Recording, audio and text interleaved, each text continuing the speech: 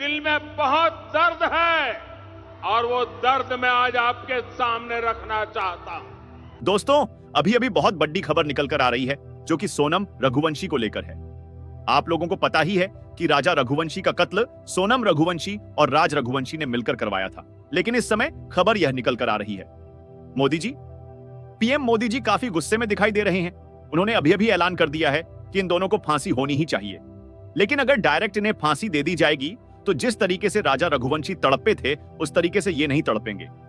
तो मोदी जी ने फाइनली बोल दिया है कि अगर ऐसे मुलजिम, ऐसे जल्लाद लोग दुनिया में बचे रहेंगे, इनको कोई सजा नहीं मिलेगी, तो ऐसे गुनाह दिन प्रतिदिन होंगे और लोगों का कानून से विश्वास उठ जाएगा। इसीलिए मोदी जी ने कहा, शब से पहले इनके हाथ पैर, फिर इनको तड़पते हुए छोड़ दो। ऐसा बयान, ऐसा गुस्से में मोदी जी ने कहा, सब कुछ दिखाएंगे आज की इस वीडियो में। और एक और चीज, एक ऐसा प्रूफ मिल गया है, ऐसा वीडियो देखने को मिला है जो कि गलती से वीडियो बना ली गई थी और उसे डिलीट नहीं किया गया था, और वह मिल गई है। सारा कुछ, पूरा मामला दिखाएंगे, बताएंगे मोदी जी इतना गुस्से में क्यों हो गए, आखिर असली वजह क्या है, सब कुछ बताएंगे आज की इस वीडियो में। लेकिन वीडियो में आगे बढ़ने से पहले आप लोग कमेंट में बताइए, इन दोनों के साथ क्या होना चाहिए? इन्हें खौलते तेल में डाल देना चाहिए, या फिर इन्हें फांसी दे देनी चाहिए, या फिर इन्हें तड़पा तड़पा कर मारना चाहिए? इनको कौन सी सजा देनी चाहिए? आप लोग कमेंट में जरूर बताइए। और हां, कमेंट में राजा रघुवंशी के लिए ओम शांति अवश्य लिखें, ताकि राजा रघुवंशी की आत्मा को शांति मिल सके। चलिए फटाफट आपको दिखाते हैं मोदी जी का बयान और वह वीडियो भी दिखाते हैं, जिससे सब कुछ क्लियर हो चुका है और इन दोनों को सजा ए मौत बहुत जल्द मिल जाएगी। चलिए सब कुछ फटाफट आपको दिखाते हैं। दोस्तों, इस समय एक और खुलासा हुआ है। आखिर उस रात होटल के कमरे में राजा ने सोनम को उसके आशिक के साथ ऐसा क्या करते देख लिया था जिसकी वजह से सोनम ने ऐसी घटना को अंजाम दे डाला? आखिर कैसे भोले भाले राजा को सोनम ने अपने आशिक के साथ मिलकर मौत के घाट उतारा? इसके बारे में अब तक आपने जो भी सुना है वह आधी अधूरी कहानी थी। लेकिन आज मैं पूरे फैक्ट्स, सबूत, सोनम के बयान और पुलिस के अनुसार आपको इस केस का वो एक एक सच बताने वाला हूं जिसे आप लोगों से अब तक छिपाया गया है। लेकिन वीडियो शुरू करने से पहले मेरी आपसे एक छोटी सी गुजारिश है। आज आप भले ही चैनल को सब्सक्राइब ना करें, लेकिन इस वीडियो को बिना स्किप किए अंत तक जरूर देखिए। यह वीडियो थोड़ी लंबी जरूर होगी, लेकिन इस वीडियो को देखने के बाद आप इस केस से जुड़ी हर उस सच्चाई को जान पाएंगे जो अब तक आपको नहीं पता थी। वीडियो में मैं आगे बढ़ूं उससे पहले आप कमेंट में सोनम जैसी कातिल के लिए और राजा के जस्टिस के लिए अपने मन से कुछ ना कुछ जरूर लिखिए, ताकि सबको पता चल सके कि हम राजा के सपोर्ट में हैं और उसे न्याय दिलाकर ही रहेंगे। राजा और सोनम का केस आज किसी से छुपा नहीं है। अब सब जान चुके हैं कि सोनम ही अपने पति राजा की कातिल है। जिस सोनम के लिए पूरा भारत 7 मई तक हमदर्दी दिखा रहा था, वही सोनम जब पकड़ी गई तो एक एक करके सारे सच बाहर आ गए। जिसे सबने बेगुनाह समझा, वह निकली एक प्लानर। मर्डरर साजिश रची, एक्टिंग की और फिर राजा को मार डाला। जब यह सच्चाई सामने आई तो वही लोग जो कल तक उसके लिए इंसाफ मांग रहे थे, वही लोग आज फांसी की मांग कर रहे हैं। जब सोनम को 8 मई की रात गाजीपुर के एक ढाबे से रात 1 बजे गिरफ्तार किया गया तो सब हैरान थे। लेकिन असली झटका तब लगा जब पुलिस ने खुलासा किया कि सोनम के टारगेट पर सिर्फ राजा ही नहीं था, वह किसी और को भी मारना चाहती थी। पूछताछ में जो सच निकला वह रोंगटे खड़े कर देने वाला था। सोनम ने बताया कि राजा ने उसे होटल में उसके आशिक राज के साथंगे हाथों पकड़ लिया था, तो हमने हत्या का प्लान बना लिया। हत्या के बाद सोनम बुर्का पहनकर 8 दिन तक इधर उधर छिपती रही। कभी ट्रेन, कभी बस, कभी टैक्सी से वह बिहार से लेकर इंदौर तक भागती रही। नकली नाम, फर्जी पहचान पर किस्मत ने साथ नहीं दिया। गिरफ्तारी के बाद सोनम ने अब तक पुलिस को क्या क्या बताया और अब तक पुलिस को उसके खिलाफ कौन कौन से सबूत मिल चुके हैं? क्या सोनम को फांसी हो सकती है? चलिए सब कुछ आपको एक एक करके बताते हैं। शुरुआती पूछताछ में सोनम ने सच छुपाने की हर मुमकिन कोशिश की, बार बार बयान बदले, झूठी कहानियां गढ़ी और पुलिस को गुमराह करने की कोशिश की। लेकिन सख्त सवालों और सबूतों की मार के आगे उसका झूठ ज्यादा देर टिक नहीं सका। धीरे धीरे परतें खुलने लगी और सच खुद ब खुद बाहर आने लगा। सोनम रघुवंशी ने जो कहानी पुलिस के सामने बयां की, वह किसी थ्रिलर फिल्म से कम नहीं थी। शुरू में डरी और कमजोर दिखने वाली सोनम की चुप्पी तब टूटी जब मेघालय पुलिस ने उसे रिमांड में लेकर गहराई से पूछताछ की। जांच अधिकारियों के अनुसार सोनम ने जिस सच्चाई को कबूला, उसने इस केस की हर परत को खोलकर रख दिया। गिरफ्तारी के बाद जब सोनम को गाजीपुर से इंदौर लाया गया तो रास्ते में ही उसने पुलिस को कई ऐसी बातें बताई जो इस केस के लिए बेहद जरूरी थी।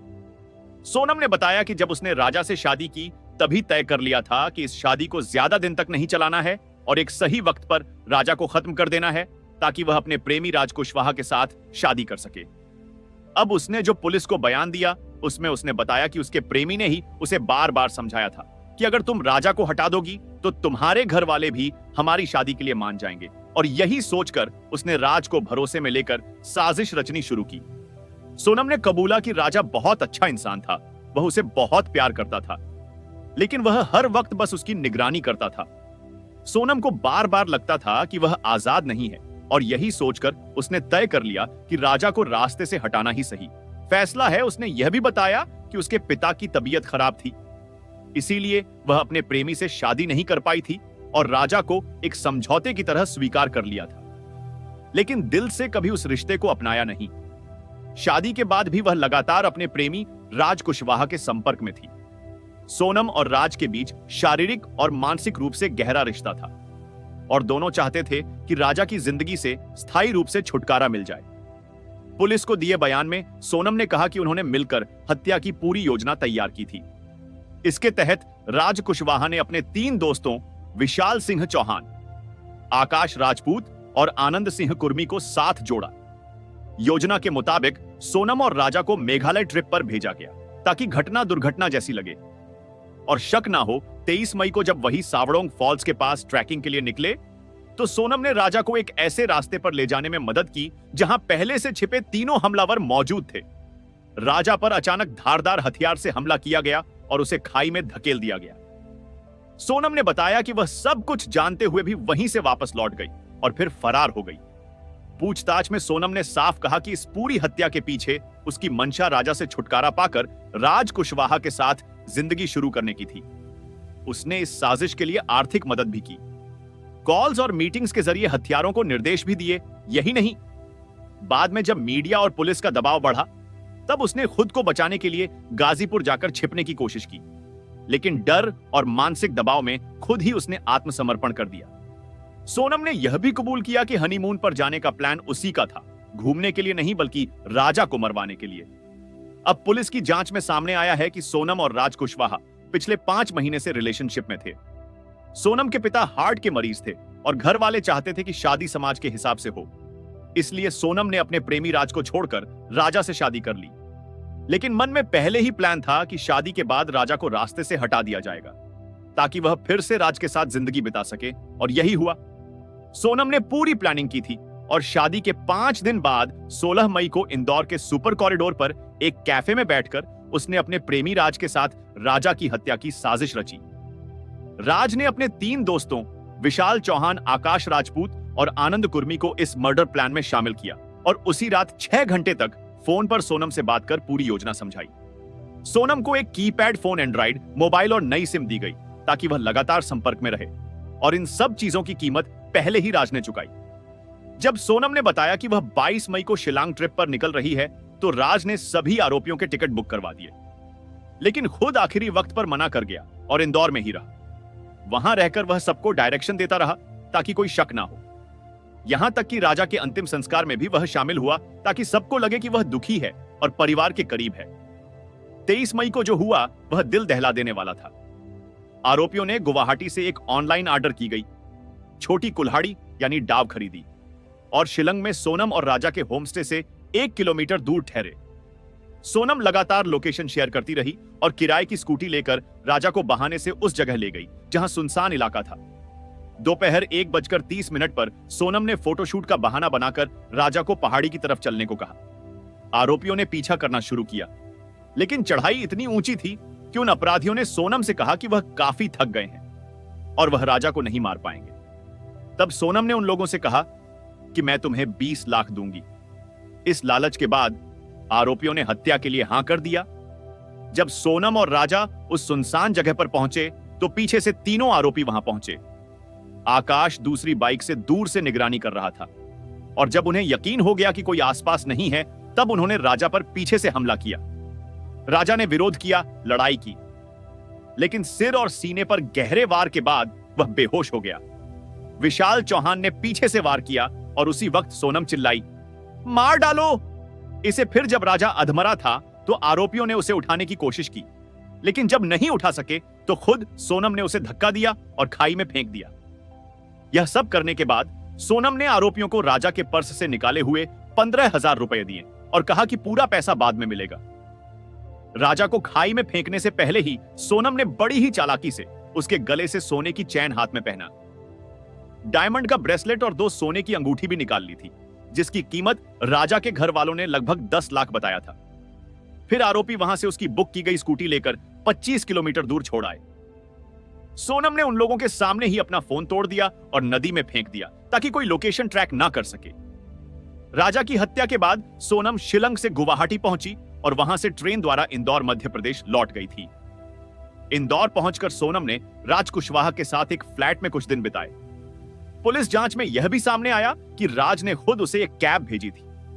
आखिरकार सोनम वहीं रुकी, लेकिन इस दौरान वह हर एक अपडेट पर नजर रख रही थी। जब पुलिस ने राज कुशवाहा और बाकी आरोपियों को गिरफ्तार किया तो सोनम घबरा गई और अकेली गाजीपुर पहुंची। जांच में सामने आया कि सोनम ने हत्या के कुछ दिन पहले ही नए मोबाइल में एक नई सिम डलवाई थी ताकि पुलिस को ट्रैकिंग में दिक्कत हो।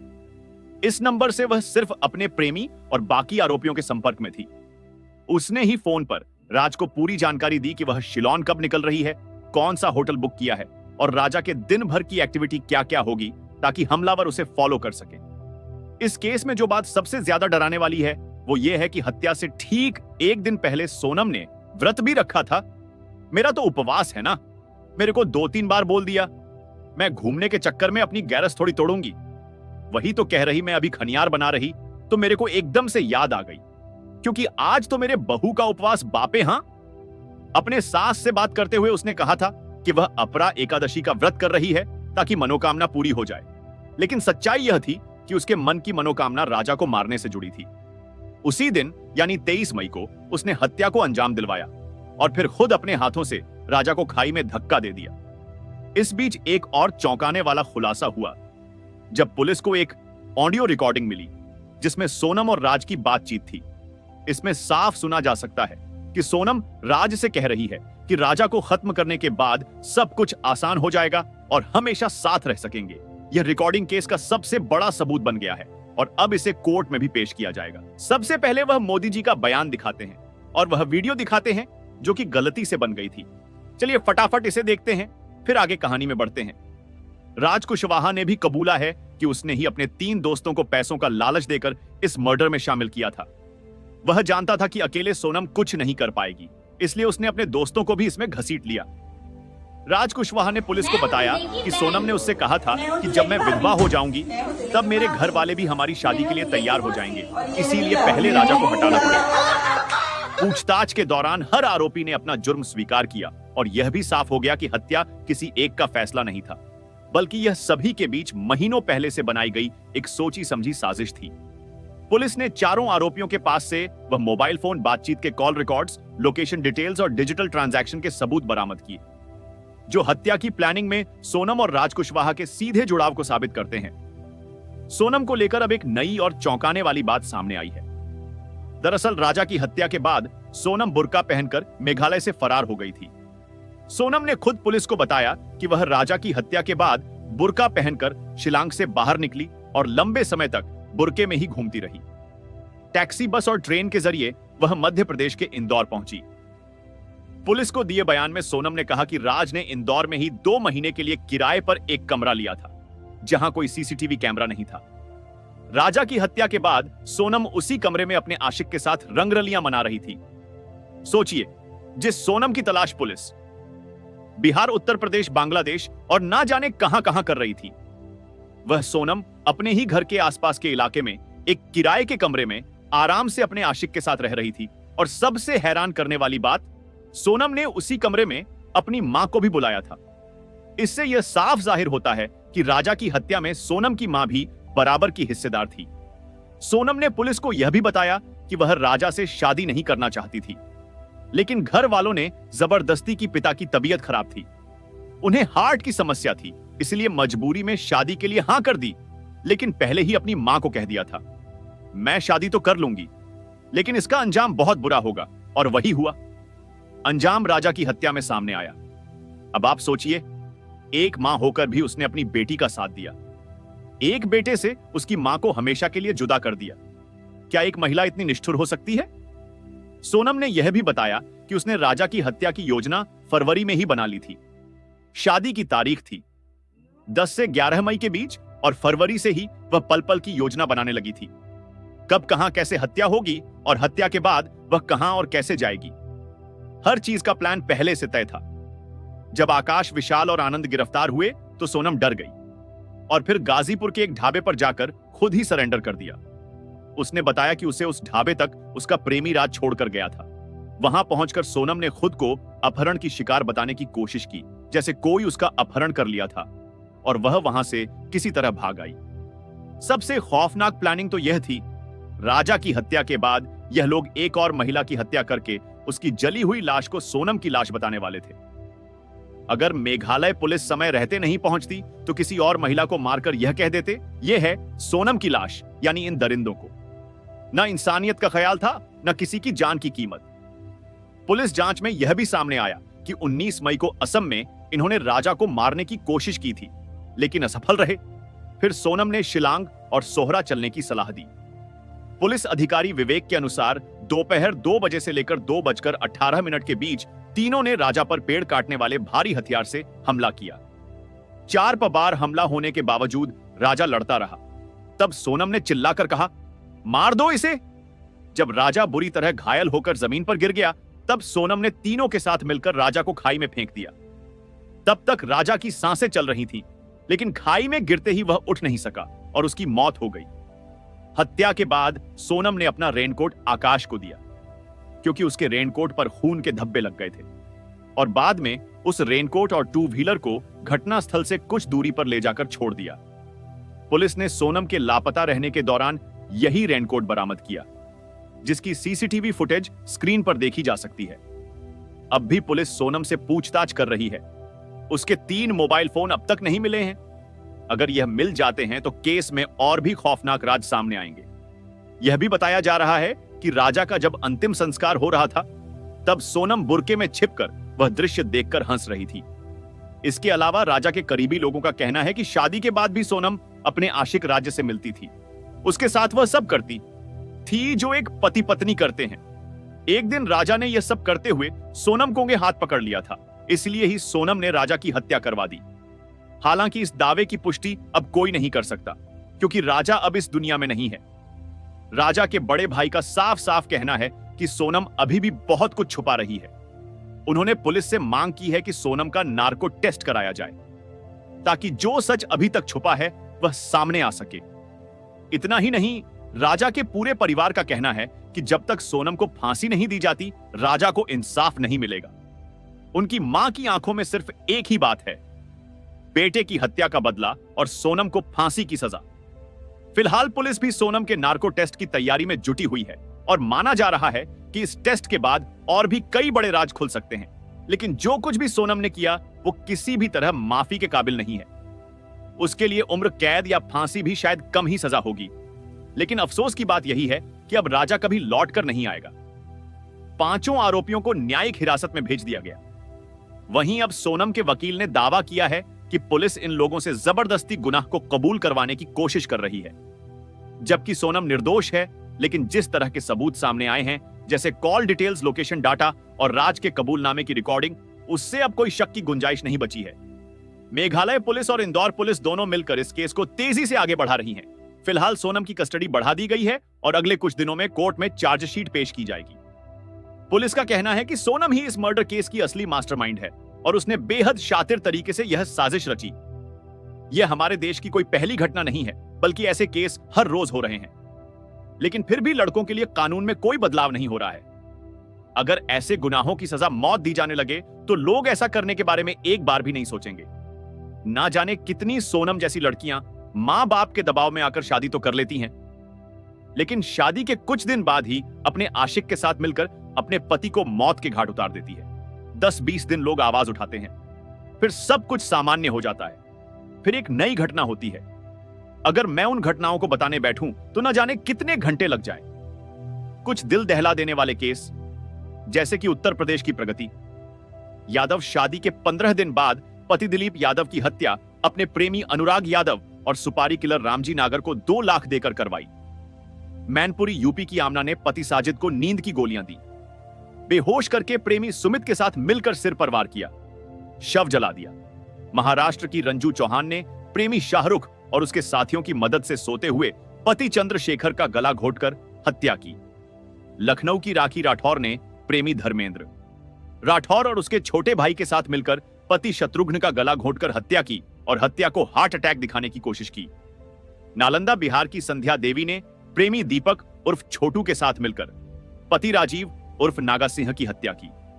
मेरठ की मुस्कान और उसके प्रेमी साहिल ने पति सौरभ राजपूत की हत्या की और शव को 15 टुकड़ों में बांटकर प्लास्टिक ड्रम में सीमेंट से सील किया।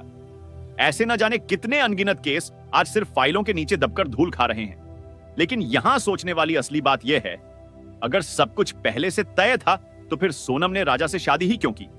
उसके पास ऑप्शन था, वो चाहती तो अपने प्रेमी के साथ पहले ही भाग सकती थी। सच में यह बात हैरान करती है कि आज की युवा पीढ़ी किस तरह की सोच रखती है, जिससे आप प्यार नहीं करते। अगर वह आपको नहीं मिलता तो आप उस इंसान की जान ले लेते हो जिसका आपसे कोई लेना देना ही नहीं था। और जो लड़कियां इतनी दबंग होती हैं कि शादी के बाद अपने प्रेमी के लिए पति का कत्ल तक करवा देती है, वही लड़कियां शादी से पहले इतना साहस क्यों नहीं दिखाती? शादी से पहले ही क्यों नहीं कह देती कि मुझे कोई और पसंद है, मैं इससे शादी नहीं करूंगी? मतलब माँ बाप के सामने आप इतना बेबस दिखते हो कि मजबूरी में शादी कर लेते हो, लेकिन अंदर ही अंदर इतना जहर पल रहा होता है कि एक मासूम आदमी को मारने में भी आपको दया नहीं आती। मुझे नहीं पता यह कैसी सोच है, लेकिन इतना जरूर कह सकता हूं, इस सोच ने ना जाने कितने घर बर्बाद कर दिए और हजारों लाखों लोगों को डर में जीने पर मजबूर कर दिया। ऐसे लोगों को सिर्फ उम्र कैद नहीं, फांसी की सजा मिलनी चाहिए ताकि समाज में डर बने और कोई भी पत्नी प्रेमी के साथ मिलकर अपने पति की जान लेने की हिम्मत ना कर सके। लेकिन आपका इस पूरे केस पर क्या कहना है? कमेंट में जरूर लिखें। इस वीडियो को ज्यादा से ज्यादा शेयर करिए ताकि लोगों को सोनम की हकीकत पता चल सके और राजा को न्याय मिल सके। साथ ही इस केस से जुड़ी हर अपडेट पाने के लिए चैनल को सब्सक्राइब करके बेल नोटिफिकेशन को ऑल पर सिलेक्ट कर लें ताकि हमारी नई वीडियो की नोटिफिकेशन आपको सबसे पहले मिल सके।